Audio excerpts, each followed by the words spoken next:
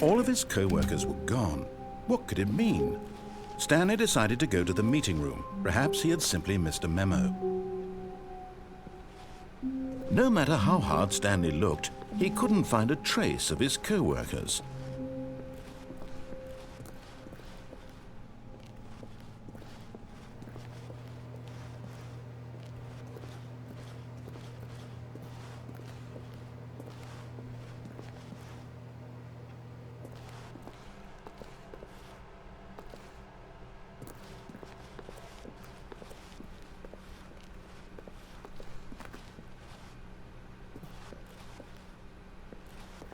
When Stanley came to a set of 2 open doors, he entered the door on his left.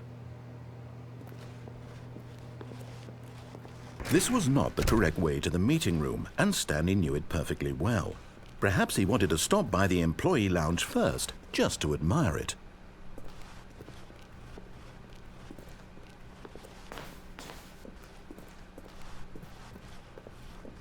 Ah, yes, truly a room worth admiring. It had really been worth the detour after all, just to spend a few moments here in this immaculate, beautifully constructed room. Stanley simply stood here, but eager to get back to business, Stanley took the first open door on his left.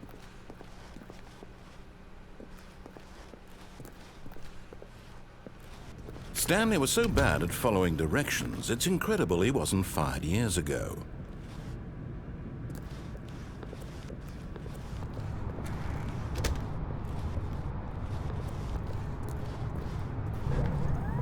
Look, Stanley, I think perhaps we've gotten off on the wrong foot here. I'm not your enemy, really, I'm not. I realize that investing your trust in someone else can be difficult, but the fact is that the story has been about nothing but you all this time. There's someone you've been neglecting, Stanley. Someone you've forgotten about. Please, stop trying to make every decision by yourself. Now, I'm not asking for me, I'm asking for her. This is it, Stanley. Your chance to redeem yourself, to put your work aside, to let her back into your life. She's been waiting. That's her, Stanley. You need to be the one to do this, to reach out.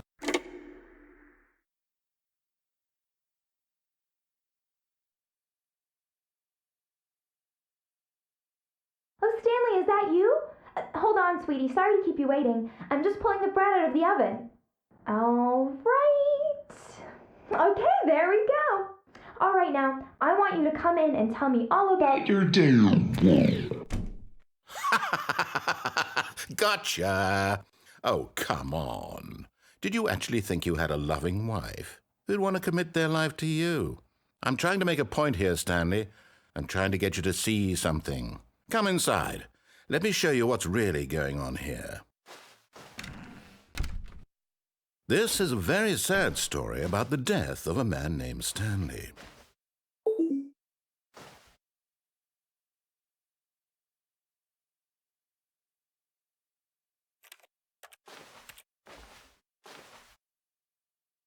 Stanley is quite a boring fellow. He has a job that demands nothing of him, and every button that he pushes is a reminder of the inconsequential nature of his existence.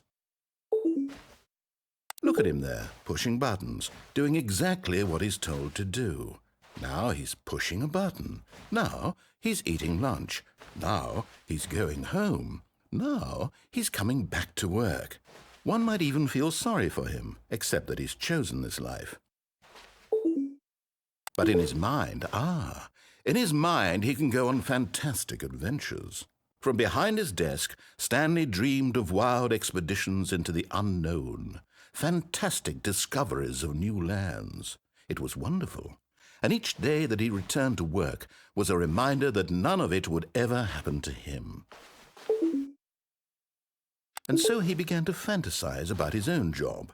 First, he imagined that one day while at work, he stepped up from his desk to realize that all of his co-workers, his boss, everyone in the building had suddenly vanished off the face of the earth. The thought excited him terribly. So he went further. He imagined that he came to 2 open doors and that he could go through either. At last, choice. It barely even mattered what lay behind each door. The mere thought that his decisions would mean something was almost too wonderful to behold. As he wandered through this fantasy world, he began to fill it with many possible paths and destinations.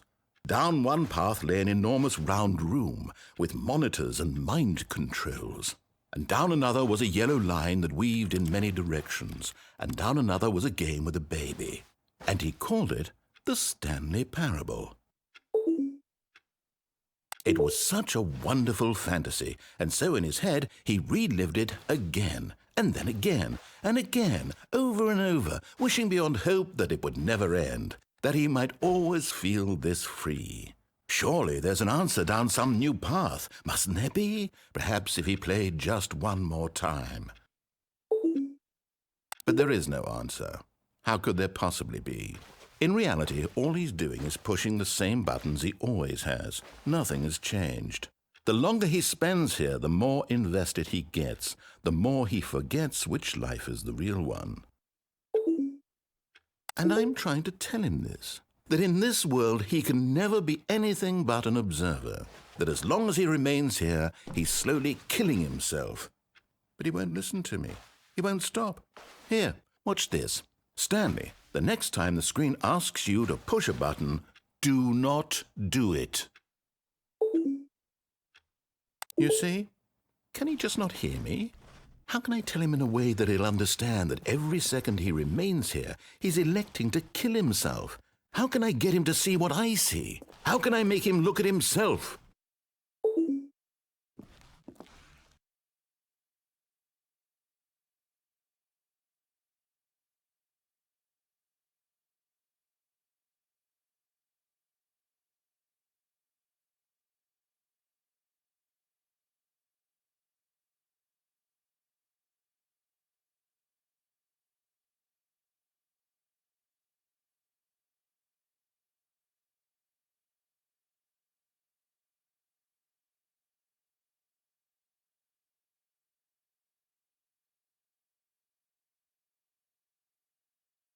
I suppose I can't, not in the way I want him to. But I don't make the rules. I simply play to my intended purpose, the same as Stanley. We're not so different, I suppose. I'll try once more to convey all this to him. I'm compelled to. I must. Perhaps, well, maybe this time he'll see. Maybe this time. And I tried again, and Stanley pushed a button. And I tried again, and Stanley pushed a button. And I tried.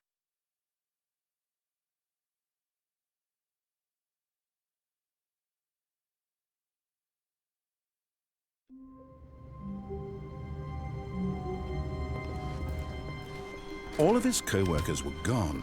What could it mean? Stanley decided to go to the meeting room. Perhaps he had simply missed a memo.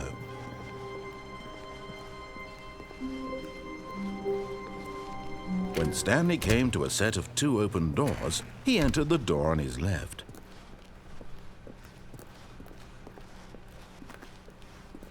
Yet there was not a single person here either. Feeling a wave of disbelief, Stanley decided to go up to his boss's office, hoping he might find an answer there.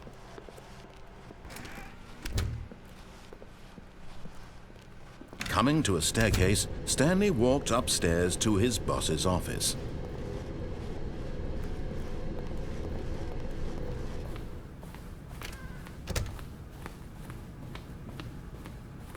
Stepping into his manager's office, Stanley was once again stunned to discover not an indication of any human life. Shocked, unraveled, Stanley wondered in disbelief who orchestrated this, what dark secret was being held from him. What he could not have known was that the keypad behind the boss's desk guarded the terrible truth that his boss had been keeping from him. And so the boss had assigned it an extra secret PIN number, 2845. But of course, Stanley couldn't possibly have known this.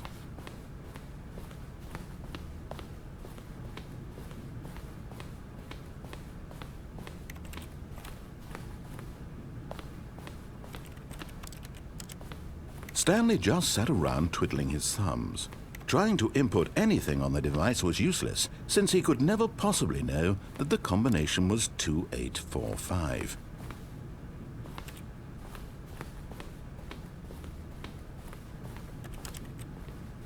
"2845.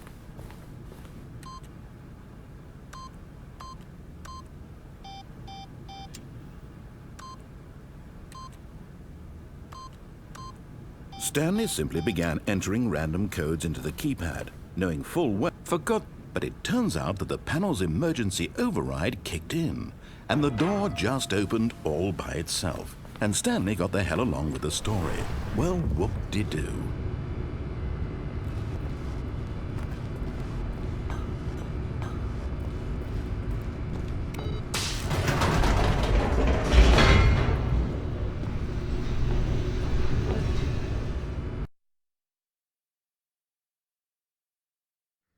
Descending deeper into the building, Stanley realized he felt a bit peculiar.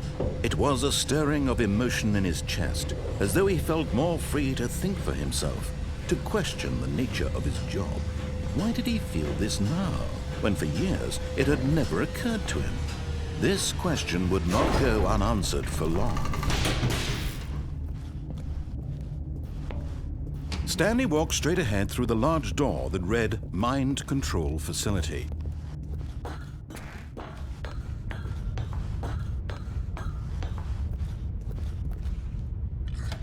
The lights rose on an enormous room packed with television screens. What horrible secret did this place hold? Stanley thought to himself. Did he have the strength to find out?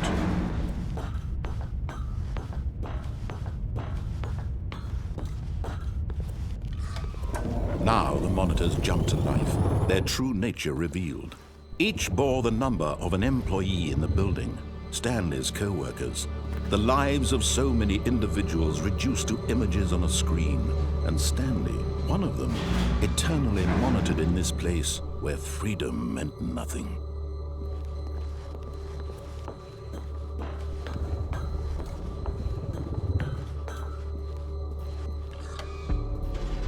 This mind control facility, it was too horrible to believe. It couldn't be true.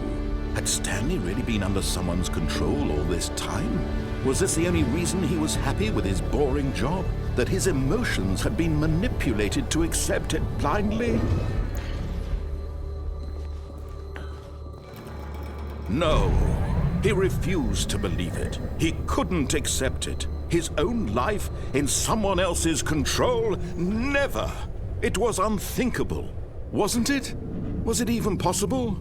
Had he truly spent his entire life utterly blind to the world? But here was the proof, the heart of the operation. Controls labeled with emotions, happy or sad or content, walking, eating, working, all of it monitored and commanded from this very place. And as the cold reality of his past began to sink in, Stanley decided that this machinery would never again exert its terrible power over another human life. For he would dismantle the controls once and for all.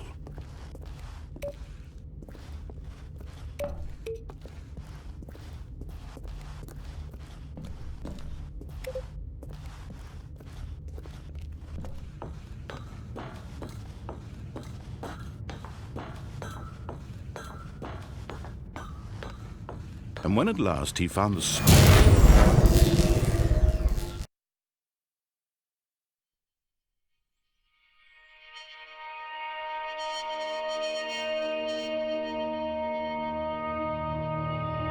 blackness and a rising chill of uncertainty. Was it over? Yes, he had won. He had defeated the machine, unshackled himself from someone else's command. Freedom was mere moments away. And yet, even as the immense door slowly opened, Stanley reflected on how many puzzles still lay unsolved. Where had his co-workers gone? How had he been freed from the machine's grasp? What other mysteries did this strange building hold? But as sunlight streamed into the chamber, he realized none of this mattered to him, for it was not knowledge or even power that he had been seeking, but happiness. Perhaps his goal had not been to understand, but to let go. No longer would anyone tell him where to go, what to do, or how to feel. Whatever life he lives, it will be his. And that was all he needed to know. It was perhaps the only thing worth knowing. Stanley stepped through the open door.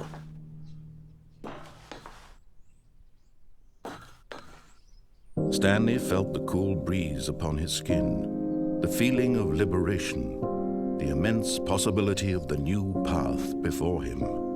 This was exactly the way, right now, that things were meant to happen. And Stanley was happy.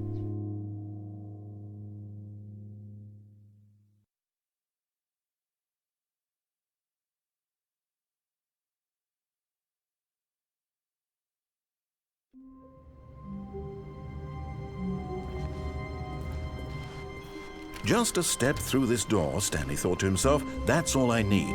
If I can make it through this door, I can make it through them all.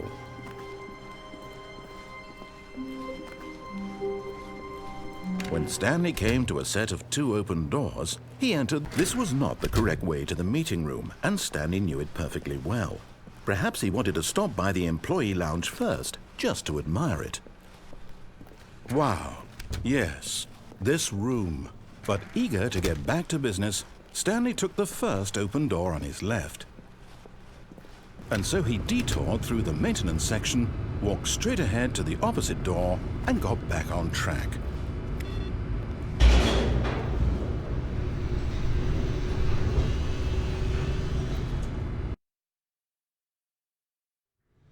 But Stanley didn't want to go back to the office. He wanted to wander about and get even further off track. So now, in order to get back, he needed to go, from here, it's, left.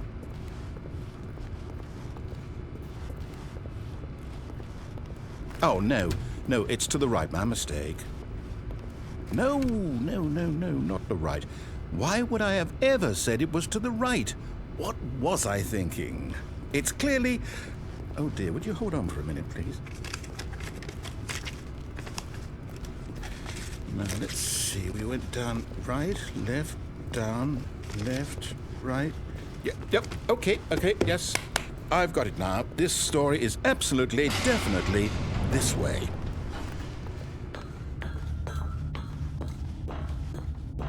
No, this isn't right at all. You're not supposed to be here yet. This is all a spoiler. Quick, Stanley, close your eyes. Okay. We just have to get back to, oh, who am I kidding? It's all rubbish now. The whole story completely unusable. How about, rather than waste my time trying to salvage this nonsense, we'll just restart the game from the beginning. And this time, suppose we don't wander so far off track, Okay, from the top.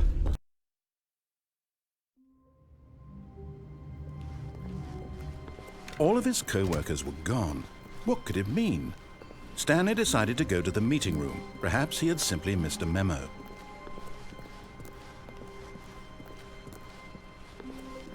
When Stanley... Wait, what? No, I restarted. I swear, I definitely restarted the game over, completely fresh. Everything should be... Oh, did something change? Stanley, did you change anything when we were back in that room with all the monitors? Did you move the story somewhere, or... Hold on. Why am I asking you? I'm the one who wrote the story. It was right here just a minute ago. I know for sure that it's here somewhere. Okay, then. It's an adventure.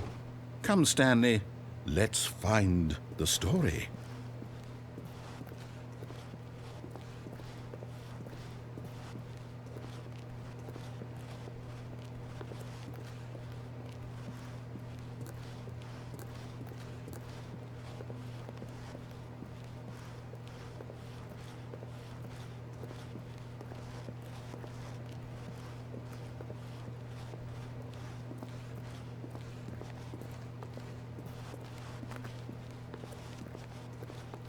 I'll say it.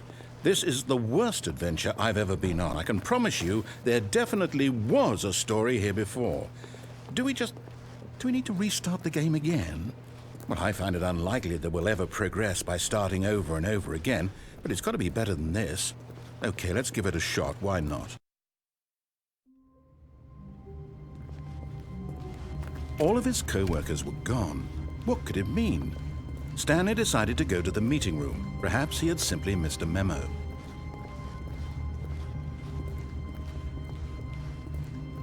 Okay, yep, it's worse. I might be remembering this wrong. It's possible the story is back where we just came from. Why don't we go back the other direction and see if we missed anything?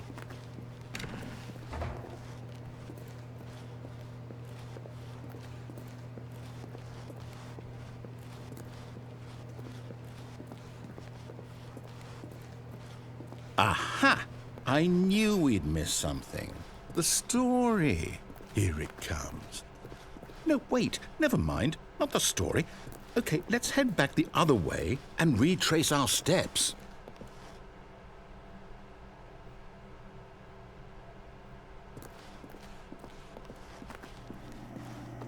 Now this... Well, I'll be honest, I don't recognize this place at all. Is this the story? I don't think so. I can't quite recall, but I believe my story took place in an office building. Is that correct? Do you remember, Stanley? Well, do you know what? Since I've completely forgotten what we were supposed to be doing, how about this? You win! Congratulations! I know you put in a lot of hard work, and it really paid off, so good job. Oh, no. No, I don't feel right about this at all. We both know you didn't put in any actual work for that win. Some people win fair and square, and this was not one of those situations. Okay, I'm getting weirded out by whatever this place is. I don't care what might happen this time. I have to restart. All right, I've got a solution. This time, to make sure we don't get lost, I've employed the help of the Stanley Parable Adventure Line. Just follow the line. How simple is that?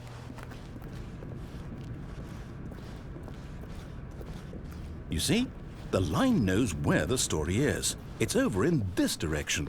Onward, Stanley, to destiny. Though, here's a thought. Wouldn't wherever we end up be our destination, even if there's no story there? Or to put it another way, is the story of no destination still a story?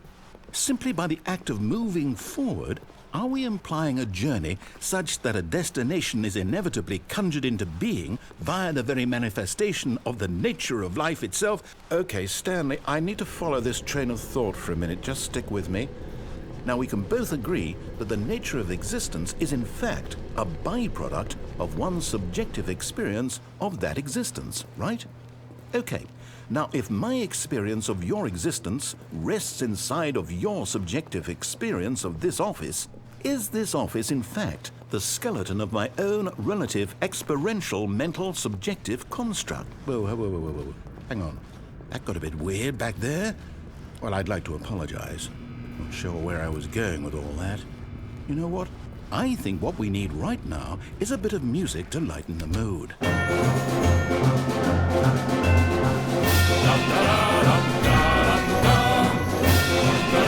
Wait, cut the music.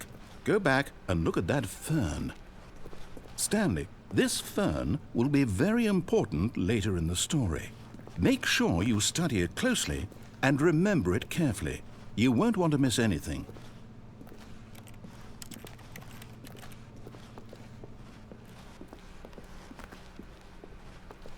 Wait, what? We're back at the office? No. Line, you do know we're looking for the Stanley Parable, right? The story? Is any of this ringing a bell?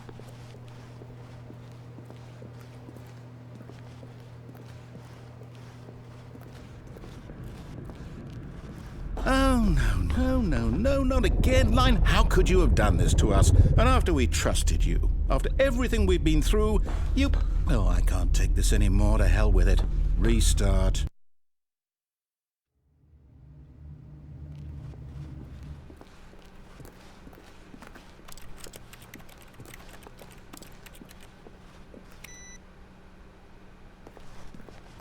You know what, Stanley? I say forget the adventure line. What's it ever done for us? We're intelligent people, right? Why can't we make up our own story? Something exciting, daring, mysterious. Ooh, this all sounds perfectly doable. Why don't we simply start wandering in, well, I don't know. How about this direction?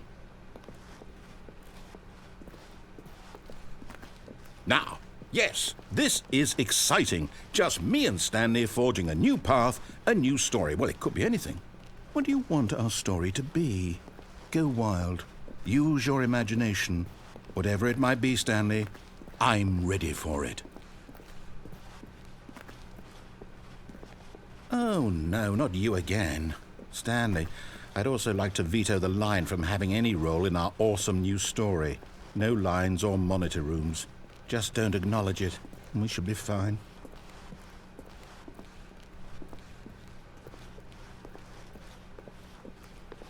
Ah, a choice. We get to make a decision. From here, the story is in our control. How important we mustn't squander the opportunity. In fact, I believe I need a minute to think here. Just walk in circles for a minute.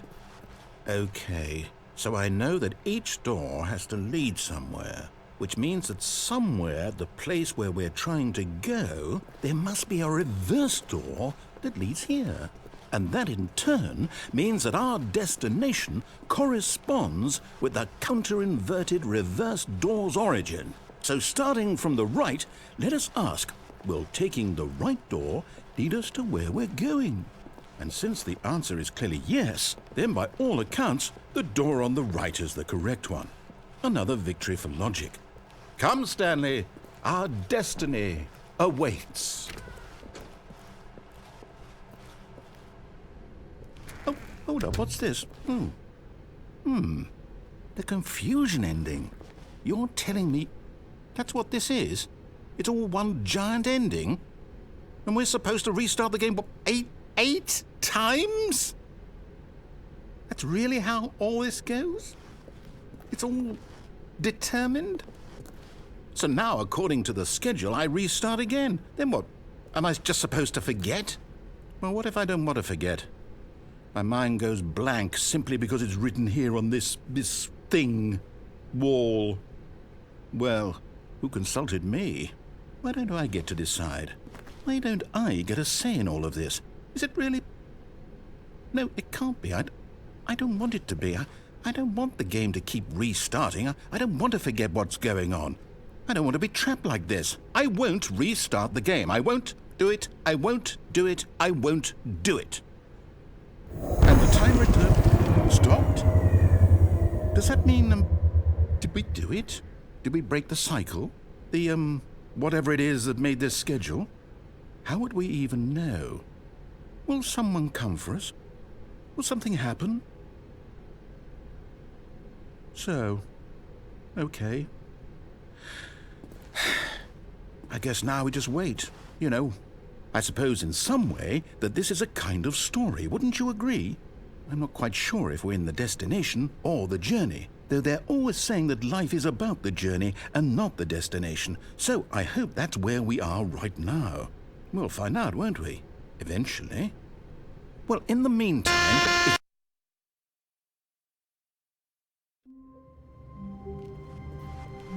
All of his co-workers were gone. What could it mean? Stanley decided to go to the meeting room. Perhaps he had simply missed a memo.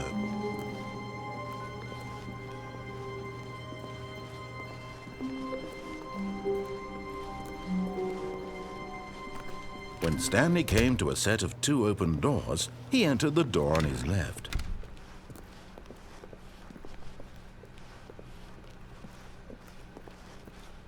Yet there was not a single person here either. Feeling a wave of disbelief, Stanley decided to go up to his boss's office, hoping he might find an answer there. Coming to a staircase, Stanley walked upstairs to his boss's office.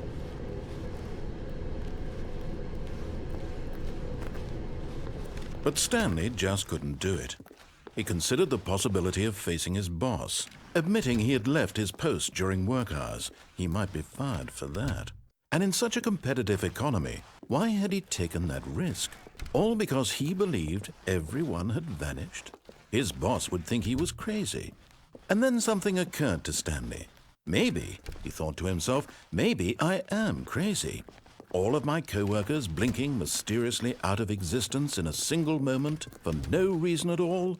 None of it made any logical sense. And as Stanley pondered this, he began to make other strange observations. For example, why couldn't he see his feet when he looked down? Why did doors close automatically behind him wherever he went? And for that matter, these rooms were starting to look pretty familiar. Were they simply repeating? No, Stanley said to himself, this is all too strange. This can't be real. And at last, he came to the conclusion that had been on the tip of his tongue. He just hadn't found the words for it. I'm dreaming, he yelled. This is all a dream. Oh, what a relief Stanley felt to have finally found an answer, an explanation. His co-workers weren't actually gone. He wasn't going to lose his job. He wasn't crazy after all. And he thought to himself, I suppose I'll wake up soon. I'll have to go back to my boring real-life job pushing buttons. I may as well enjoy this while I'm still lucid. So he imagined himself flying and began to gently float above the ground.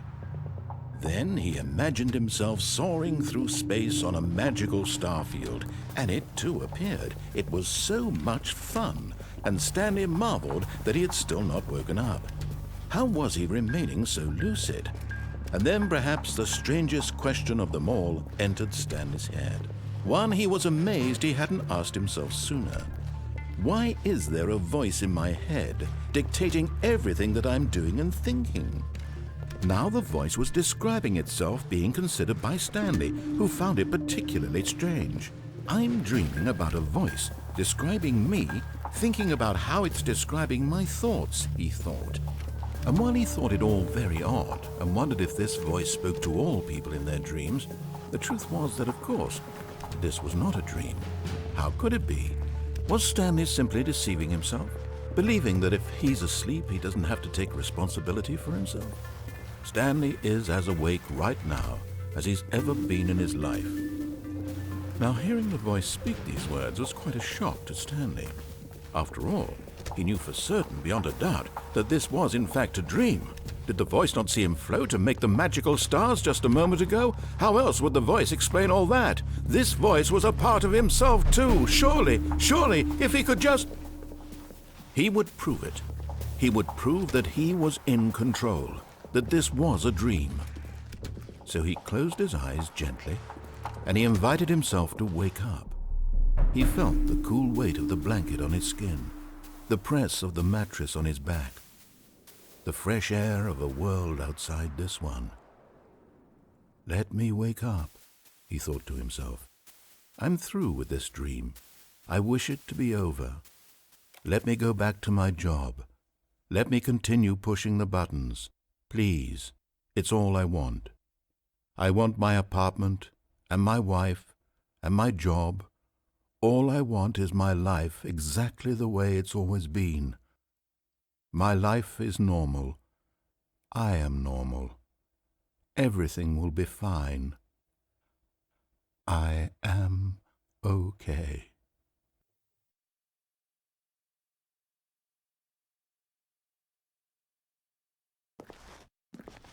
Stanley began screaming. Please, someone, wake me up. My name is Stanley. I have a boss. I have an office. I am real. Please, just someone tell me I am real. I must be real. I must be. Can anyone hear my voice? Who am I? Who am I? And everything went black.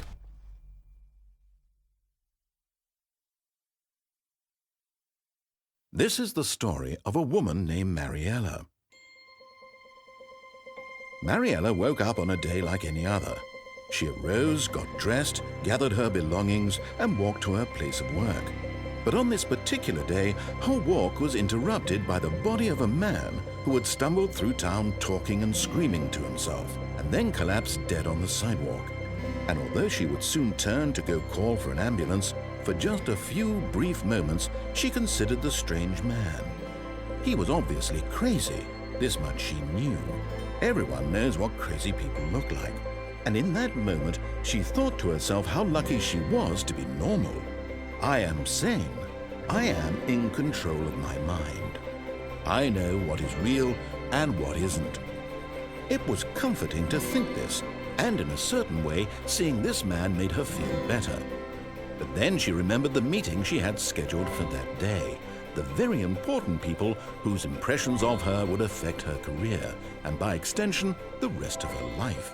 She had no time for this, so it was only a moment that she stood there, staring down at the body. And then she turned and ran.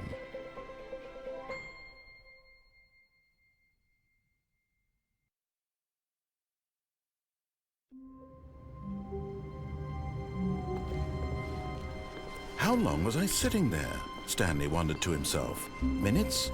Days? Centuries? Did something crucial happen while my senses were turned? He made a note to be more careful with time from now on. When Stanley came to a set of 2 open doors, he entered the door on his left. This was not the correct way to the meeting room, and Stanley knew it perfectly well. Perhaps he wanted to stop by the employee lounge first, just to admire it. The lounge was sublime, a work of art. But eager to get back to business, Stanley took the first open door on his left. And so he detoured through the maintenance section, walked straight ahead to the opposite door, and got back on track. Yet there was not a single person here either. Feeling a wave of disbelief, Stanley decided to go up to his boss's office. Hoping he might find it coming to a staircase, Stanley walked upstairs to his boss's office.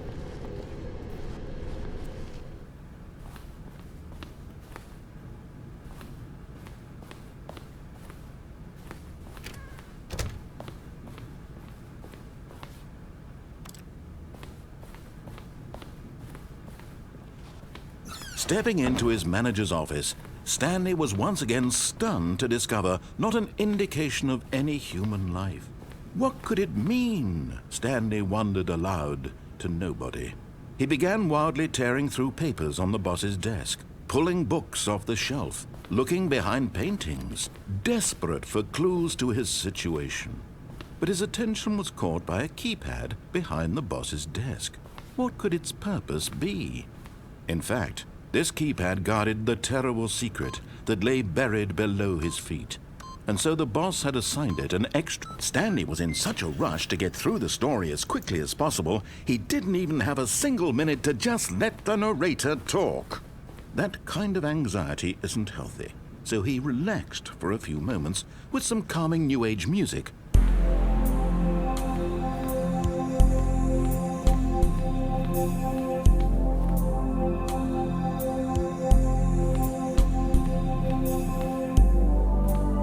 Feeling soothed and rejuvenated, Stanley calmly walked forward into the opened passageway.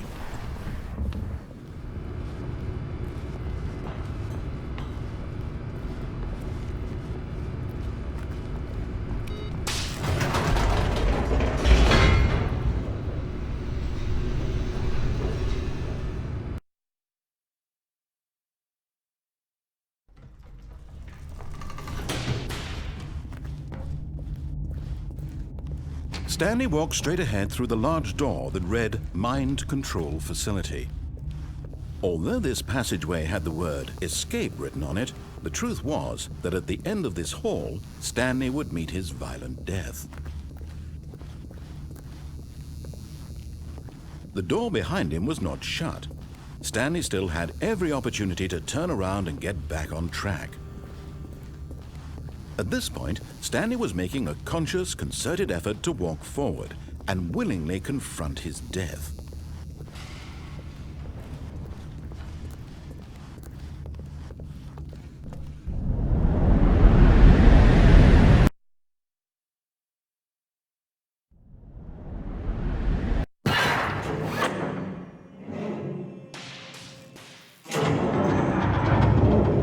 As the machine whirred into motion and Stanley was inched closer and closer to his demise, he reflected that his life had been of no consequence whatsoever.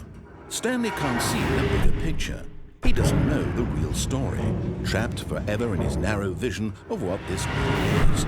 Perhaps his death was of no great loss, like plucking the eyeballs from a blind man. So he resigned and willingly accepted this violent end to his brief and shallow life. Farewell, Stanley.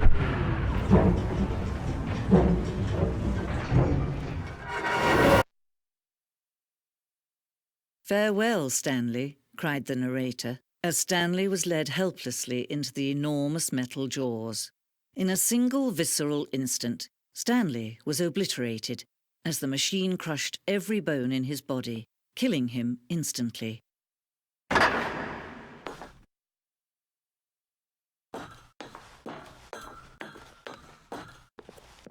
And yet it would be just a few minutes before Stanley would restart the game, back in his office, as alive as ever. What exactly did the narrator think he was going to accomplish? When every path you can walk has been created for you long in advance, death becomes meaningless, making life the same. Do you see now? Do you see that Stanley was already dead from the moment he hit start?